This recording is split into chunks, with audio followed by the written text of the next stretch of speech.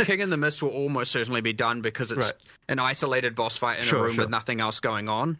Yeah. But for the logbook and for the Breach one, you have to have some manual intervention, and we have to really make sure that there's none of that, like, you know, respawn at checkpoint at this exact point in time, and all of a sudden you get the loot again kind of thing going on, because that obviously can be quite destructive. So yeah, it's literally just a time thing. We'll, as I said, we'll do it in the next couple of weeks, just as we, you know, get these things going. Yeah.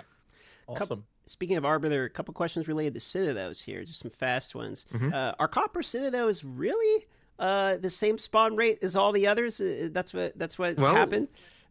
I mean, we generated a bunch of Atlas state and checked that they were equivalent. I mean, I don't know what to so we really were not intending to make a Monopoly game, McDonald's Monopoly game style thing here. It really was intended to be equal. So yeah, as far as we could tell, it was just the just that the boss had that exploding minion thing that like was the damage just busted on that? Nah, well, maybe, but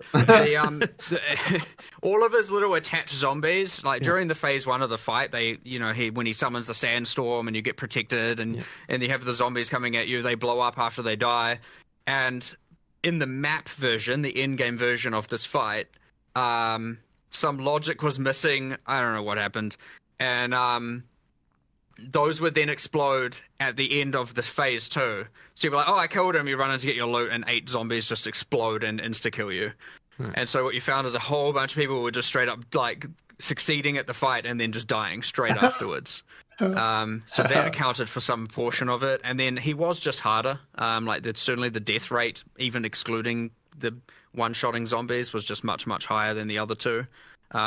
But yeah, we have now a cheat that generates or simulates generating, like, I think it's 1 billion different blocks and calculates how many of every map spawned and everything like that, just to test this specific Citadel case. And everything we could find generates exactly the correct amount of the 3 things. So speaking the 3 Citadels. Speaking of spawning Citadels, did you guys happen to catch any of the conspiracy theories related to, corpses pointing in directions, etc.? It was so ridiculous.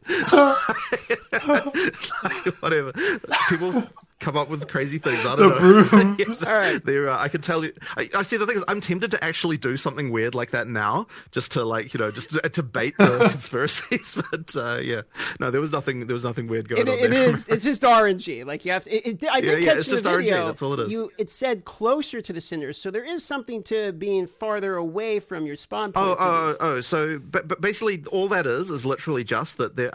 Where you start, there's just a radius you have to get to before they start spawning. But after that point, it's just they just spawn the same rate. RNG. And we just moved it closer just because since you can't really tell like where that's like not obvious, right? And the main thing we want to do there is just not have a Citadel spawn like right next to where you start, because that'd be ridiculous.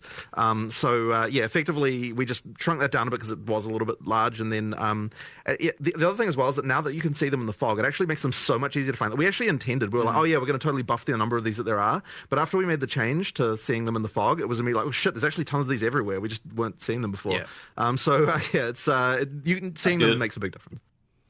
Okay, so moving on, off the topic of Arbiter and Citadels here. It mentioned in the video less bad mods on mobs. Can we get some more detail? Sorry, it wasn't mobs. I think because it was in the item section, and maybe you misheard that slightly. But the bad mods thing was talking about items. So accuracy. Accuracy.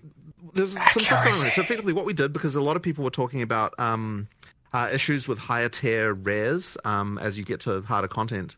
And effectively, when we sort of looked into this, we sort of worked out, like, there were some anomalies around like what happens when mods get cut out on the lower levels, just based on kind of like somewhat random things about like how many top tier mods there are